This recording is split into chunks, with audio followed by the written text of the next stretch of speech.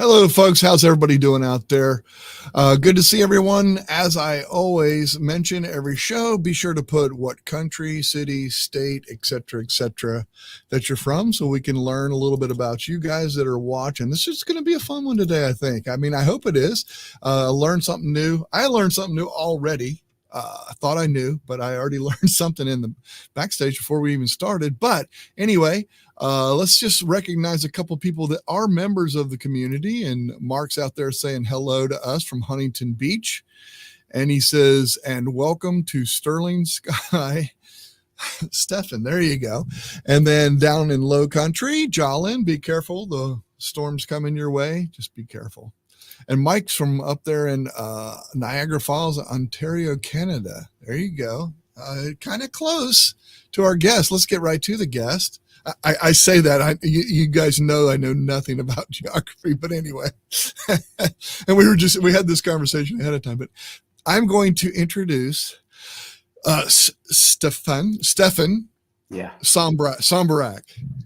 You got Did it. I get it close? Oh my gosh, I got it. Yay, prize for me. So the first prize is, I don't know what it's going to be. I'm just kidding. Hey, introduce yourself. Tell everybody who you are, where you are, what you are, exactly like what Sure. my group here is doing. So fire away. I'm Stefan Sombarak, and I'm a local SEO analyst for a company called Sterling Sky, which is based in the Toronto area. I'm here because I'm a Google product expert with the Google Business Profile platform. Yes, very nice. How awesome is that? Thanks for coming. It was so cool because we were in Austin, and we both made it to the trip this year for the summit for the folks inside of the product expert group. And I was able to eat lunch. I always try to find someone to eat lunch with that I don't know or learn about. So it was awesome to meet you. And thank you for coming on the show. I've been trying to get you on a couple of weeks now. It's my pleasure. And but we had a couple hurricanes and stuff coming through. So weather kind of took precedence there, and plus me just being absent-minded. But anyway, so I'm going to ask you a couple things. Audience, feel free to throw your questions out as well. I want to ask, starting off, probably the most obvious, what is Google My Business, or now it's called Business Profile, I think? Isn't that what you said? Yeah. So it's kind of an interesting platform because I think it goes really unnoticed. It's a tool that allows merchants, business owners, to connect with a local audience. So if you are looking for, say, a pizza shop near you because you want some pizza and you put that into your phone, your search results are going to have a map in them, or you on your desktop as well. Google knows where you are. Mm-hmm. They know that you're looking for something locally. If you want pizza, if you want coffee, if you need a plumber, that's a query that's satisfied by some local information. And that's where the business profile kicks in. When you get that map as part of your search result, the listings on that map are business profiles. So in certain contexts, if you're searching for something, an example I always use is, say, a chocolate chip cookie recipe. And I probably use that because that's what my kids are always looking for. You don't care where that recipe comes from, right? If you search in English, you're going to get an English list of English blog results. If you search in French and you're in France or Quebec or something like that, you're going to get French results. Geography is not so important, languages. But when you need a plumber or you want coffee, whatever, some sort of local service or a local business, then your location is a huge part, a really critical part of that search query in order for Google to satisfy it properly, right? If you're in Buffalo, New York, and you search for pizza, you want to find something in Buffalo, New York, and preferably near you in Buffalo, New York, and not the next county over or the next state over. And that's what business profiles are all about. So nice. They just really help. It's a free platform, and it gives merchants a way to get onto Google for free and get in front of their local audience. I'm gonna throw you a quick one then. So does everyone have to have one, or let me rephrase that? Does everyone automatically have one? If you have a business and people are noticing and recognizing you, and you don't do anything with a profile or anything, do you automatically have one? Yeah, that's a great question. The short answer is no, but I'll give you the explanation. business profiles, the whole system is really highly automated. So there's not a lot of human interaction, people scouring the internet looking for businesses that they can build a business profile for. It's done automatically. So if you've created a business website and maybe you have a Facebook page and you list your business on Yelp and you start creating some information about your business online, there is an algorithm that's crawling the internet and gathering this up and will eventually probably get to the point where it creates a business profile for you automatically. That profile is created by the algorithm because it sees all of this information online and it believes that this business exists and that it should be on Google Maps to give Maps users a better, more complete experience. But just because Google's created that profile automatically doesn't mean it's yours. You don't control it yet. It's there. It's in a state that is we call unclaimed or unverified. So you have to claim it, and then you have to prove to Google that it's your business. And there are a number of ways that you can go through that. Usually they ask you to shoot a video and show that, you know, if you've got a pizza shop, here's your pizza shop, you've got a key to the door, you can let yourself in. You can show Google around the inside of your pizza shop for a minute or two. You send them that video. I'm talking about it like it's a casual process. It's not. Exactly.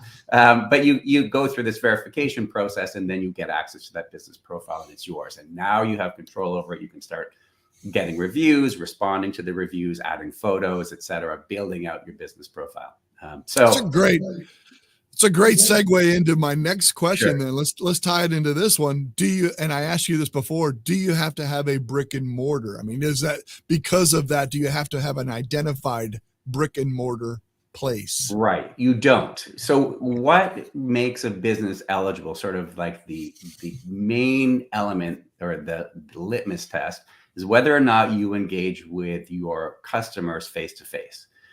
If you are an online only business, if you're, say, a phone-based therapy service, those businesses aren't eligible. It's for a business that exists at some physical location and serves people in the area. Or if you don't have a location that people come and visit, if you're, say, home-based, but you go out into the local area and meet your clients within that service area, you could also be eligible as well. So you don't have to have an address. The big check is, do you engage face-to-face with your local clients? So that's the key in any time when they're defining a business profile.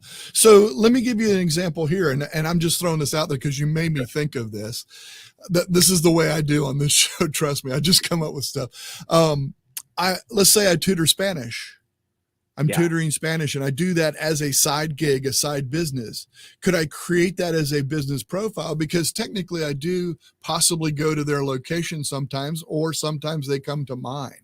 Right. To do those lessons. But sometimes we do it online. So it's a combination. So I guess I'm trying to open that up and see how genuine that is. So we're already tiptoeing into sort of the frame spaces. But I would say in general, when I'm talking to a business owner about something like this, I encourage them to set up their business in a way that it is eligible for a business profile, because it is great exposure and it's free exposure, right? It's an important part of the search results on Google. In some lines of work, it is one of the primary ways that they get new leads is through their business profile. So I say, do what you can to be eligible. So if you're tutoring Spanish and you want to do it all online, you're not eligible. But if you're willing to have your students come to your house or meet them out, say, at a local coffee shop or library, now you're eligible. Now you've got face-to-face engagement with your clients, and that makes your business eligible. So there is one tiny caveat there, which is if you have them come to your location, you need to have signage. So if you're home-based, I see. This happens quite often with, say, piano teachers. Students come to their piano teacher's house. Good point. Google wants you to have signage. Now, you can get away with it without it for some time, in some cases. But at some point, they're probably going to ask for proof that you've got signage. So you really should have it. So a piano teacher, people are coming to your house. If you don't have signage, either get some. It doesn't have to be big and elaborate. You can have a tiny little plaque on the side of your house. If your homeowners association doesn't allow it, you have to set up as a service area business, which means you have to hide your address, just because you can't have a physical location without signage showing an address as a profile. In short, yeah, you can, if you're interacting with local clients, you can just adapt your business enough to be eligible for it. Right. That's awesome. I mean, I guess that turned out to be a really good example, because you can do it. That can be interpreted different ways, as far as, how you do that. What if you like you used a plumber as an example? If I'm a Spanish teacher that goes to students' houses, so the parent can be there as well, so that so they have supervision, etc. They don't know me. They don't trust me. They don't want me coming, they don't want to come to some guy's house, but they do trust if the parent's right there and I'm going to those locations. Since they're not coming to my place, is it still legitimate? Because I am actually face to face with those people out in the. Right. Yeah. And that's the litmus test, right? So you are engaging face to face. You are eligible for a profile. You just can't show you're based at your home. You can't show your home address as the location of the business. You have to hide the address, and there's a switch in your business profile. You literally click it to hide the address. And then you define a service area. If you visit clients in your city, maybe across your county, if you're in a small county, maybe you're in a small town and you'll visit, 2 or 3 nearby small towns. You just list all the areas in which you'll travel to engage with those customers. And define that as your service area, hide the address, and that's a legitimate profile. And I'll just add to that, if you're a sort of a hybrid, like maybe you do some of your Spanish lessons online, but you also engage with the clients face to face, that's fine. As long as you have some face to face interaction, that's what counts. Yeah. And is there a way to, I mean, I'm just for their purposes, you said it's mostly done not by humans. Yeah. Like, how will they know if I say that I'm doing that? How do they know I'm doing that? Do you know what I'm saying? Yeah. No, I mean, is there a checks and balance kind of thing? Or yeah, there is. This goes back to that question about, will Google automatically make you a profile? If you find a profile that was automatically made for your business, it's unclaimed, and you have to claim it and verify it. Okay. If you create a profile from scratch, because there isn't one existing, which is usually the case, but you create one, you have to verify it. And the verification process is that video that I mentioned. It's not always video. Sometimes they might send you an email to an email address on a website domain. But typically, it's a video verification. And in that video, you have to prove to Google that you do what you say that you do. So if you're home-based, it can be a little bit trickier, right? If you're a landscaper, you can show Google a truck with your logo on the side and tools in the back. That's probably enough. Same with a plumber or electrician, those types of services where you have a full tool set. If you're a Spanish tutor, what is your tool set? It's a little bit tricky, but you could shoot a video at a student's house and say, I teach Spanish, and here's a student. You can't show the student's face because that's personal information, but then you could show your papers on the table and 30 seconds of you teaching Spanish. And that proves that you're doing what you say you do. Gotcha. Yeah. Interesting. I like the geeks here. Geeks on Tour regulars. They're also members as well. They say, we are an educational website. Nobody comes to our place. We don't go to anyone locally, but we have a Google business profile. There you go. They just told on themselves. They just told on themselves. There's a lot of that. It happens. There's a lot of confusion about eligibility issues, especially in the fringe cases. And you see a lot of businesses that shouldn't have a profile that do have a profile. And on the other hand, you see businesses that are eligible for a profile who have a really hard time setting one up. So sometimes it doesn't go that smoothly. Gotcha. Yeah. I mean, that's interesting. I love it. It's great putting perspective on this, because I asked you this earlier because we have a business. It's a legitimate business. And they ask me all the time, say, hey, are you going to be open on this holiday? And all that kind of stuff. That's the business profile that you're talking about. That's the ones that ask you those questions. Hey, are you going to be open on this holiday, et cetera, et cetera. That's what that business profile is doing. Right. And let's see. And we have been in business. We have been here since the beginning. Okay. Since Google started, or the beginning of time. What do you mean? Okay, there you go. All right, we've been in 15 minutes. If anybody has any questions, feel free to ask those questions. I'm going to share and show right now. We keep mentioning that we're product experts. Anybody that doesn't know what a product expert is, I'm going to show the forum and what we do and what we are as product experts. So I'm going to share with you, this is where you would go, support.google.com. And this is where it takes you. It takes you to this right here. And you can ask your questions in these forums. Now, where do you find the business one?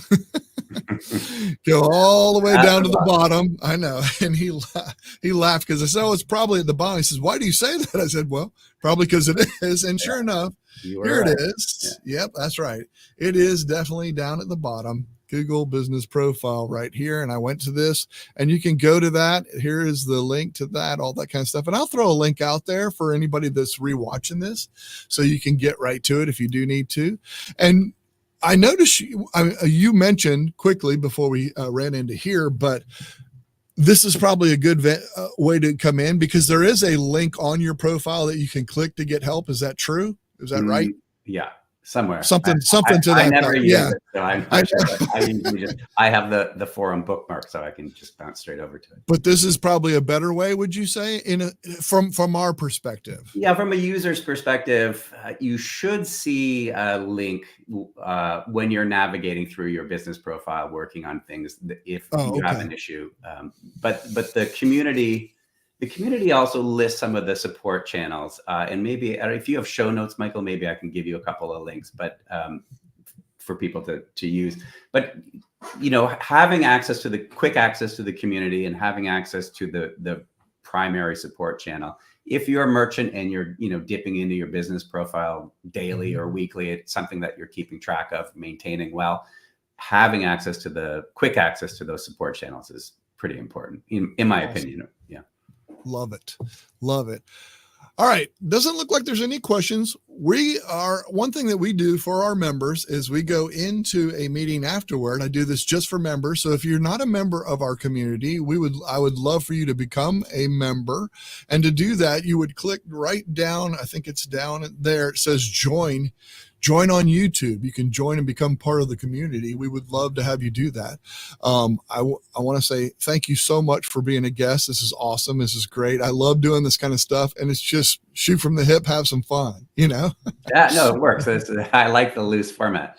Absolutely. 100%. I like to have fun and just talk about things where we can help people and do stuff for people. So that's what it's all about. Mike's thanks for putting that out there. He says, tap subscribe and support the channel. There you go. And he already put one up there. There you go. We know all about you, product expert. There you go. That's right. Because Chris Gould is a photos product expert and has written books about it. So there you go. She's one of our members as well. So, we're going to end this. We're going to go over into a Zoom meeting with the members only. The members, I will put that link out there in the normal place that I normally put it. And thank you so much. Thanks for taking time out of your day and joining me and doing this. It was awesome. It's been a treat. Thanks, Michael. Of course. All right. I'm going to take us on out and we'll see you guys next week. Let me get this.